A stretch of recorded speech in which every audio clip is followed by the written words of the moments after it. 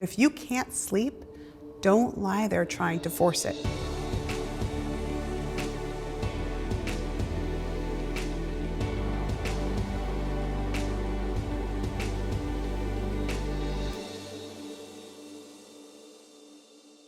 Welcome to already the 8th episode of our Soulful Sleep Masterclass. I'm talking to Dr. Shelby Harris, psychologist, sleep expert, our ambassador on sleep, and she's going to help you get through those days when you can't really properly sleep and how to solve that.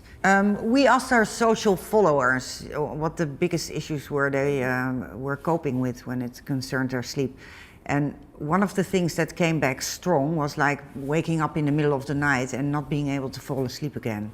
And that's what we're going to talk about today. Oh yeah. What to do if that happens to you? You wake up at 2 and you can't fall asleep anymore. Super common problem. Super common. So one of the biggest things that I always talk about is, we mentioned it in one of the earlier classes too, is what you go to bed with that's on your brain will likely be there in the middle of the night. So if you are someone who says, I really have trouble in the middle of the night because I wake up and my brain is really active, that's where you really want to focus on the meditation, the worry moment, that sort of stuff before bed to try and quiet your brain down a bit. But other things to think about in the middle of the night, even at the beginning of the night, but if you can't sleep, don't lie there trying to force it. No. Most people when they wake up in the middle of the night, I know I've gotten to this habit too at times, you want to look at your clock. And then you start doing the math to say, makes it worse. I know, how many more hours until I have to get up? It makes it so much more worse because you're trying to force sleep to happen. And that's a recipe for disaster. So instead, give yourself about 10, 20 minutes to fall asleep. Go to the bathroom if you need to. And then if you don't fall asleep and you're getting just frustrated, go sit somewhere else. Go do something quiet, calm, relaxing, ideally without screens, because that can then make your brain wake up and you'll start looking, I know I do it, social media and emails. It's just not helpful. So things to do in the middle of the night that are relaxing to pass the time without forcing sleep, but do it outside of bed. So good examples would be, it really varies for everybody. Reading an old school book is great. Magazines, I like to run, so I have a lot of running magazines that I just keep on my coffee table that I'll look through in the middle of the night. I have patients that knit. They do needlepoint, adult coloring books. Meditations are great, but I like people to try and do just deep breathing or meditation or relaxation exercises that don't require an app, because then you get sucked into the time. So really just do something in the middle of the night to pass the time without forcing sleep. When you get sleepy again, if you get sleepy again, then go back to bed. So definitely get out of the bed if you can't sleep. Yes, and the one other thing to add is when you get out of the bed, don't then go and sleep in a different bed or on your couch, which so many people do, because then you train yourself that your own bed is actually worse to sleep in, and you find that you fall asleep easier on the couch, and you start having that pattern happen over and over again. Is there a certain time or a specific time that people tend to wake up in the middle of the night?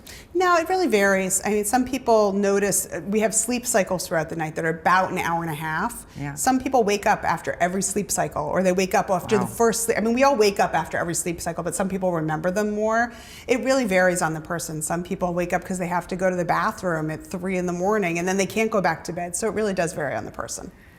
And is this then always caused by stress, or can it also have a physical, any other, how do you say it, reason why? There can be so many reasons, and sometimes there's no reason, right? Sometimes, like I was saying, some people just wake up. I have patients that come to me and say, I wake up at 2 in the morning every single night without fail. That's because they've trained themselves. After a sleep cycle, they wake up, they look at the clock. So now they've trained themselves to look at the clock every time they finish a sleep cycle. So it's more of a learned behavior. But there can be pain for some people. For some women especially, it can be hormones that can really change, especially as we hit perimenopause. For some people, snoring can cause awakening, so that's something you might want to look at. There are so many different reasons, and then like I said, sometimes you've just trained yourself to do it. So it's not only stress. I think it's also good to highlight that, otherwise people go like, get stressed about not being able to sleep.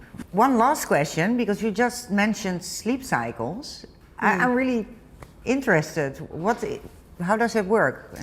Yeah, I think people often will say, I want to get that deep sleep all night long. I just want to be knocked out. It's like, that's actually not normal. So when you go to sleep, you're awake. And then we have this light, we call it stage 1 sleep. It's that kind of like in between. Some people say, I don't know if I'm asleep, but I'm in and out. Slumbering or so? Kind of. It's that just like twilight sleep, we'll call it. And then you go from there into the stage 2, which is this middle level sleep. It's just kind of restorative. It's where you spend a good percentage of the night kind of just sleeping. And then we cycle into something called deep sleep, stage 3. That's when your body is totally turned off. It's restoring itself, repairing your muscles. A lot of things are happening. And then you cycle from that up to REM. REM is that very active sleep where your brain is dreaming. It's like filing memories. And then after REM, you actually wake up. And then you cycle through all those stages again and then wake up again. And the normal sleeper goes through all those cycles 5 to 7 times a night with a quick awakening after each cycle. It's just most people don't remember those awakenings. If you have 1 or 2 awakenings, they're pretty quick. You go back to sleep. It's not a thing to worry about. So maybe people who wake up in the middle of the night just have a stronger sort of impulse for waking up at that stage, or not? It could very well be that way. Sometimes that is very true. And if you find that you have a lot of awakenings, your sleep is very broken, or you're frustrated with how broken it is, or you have a lot of trouble going back to sleep, it's not just a minute or 2, that's when you want to talk to your doctor. Well, very interesting. Thank you so much. Tomorrow we're going to talk about, maybe you can tell us. What do you do if you're tired, but you're just not sleepy enough to go to sleep? We're going to talk about what that means and how you can help it. Wow, I look forward to that because I have that very often. Oh yeah. Thank you. You're welcome.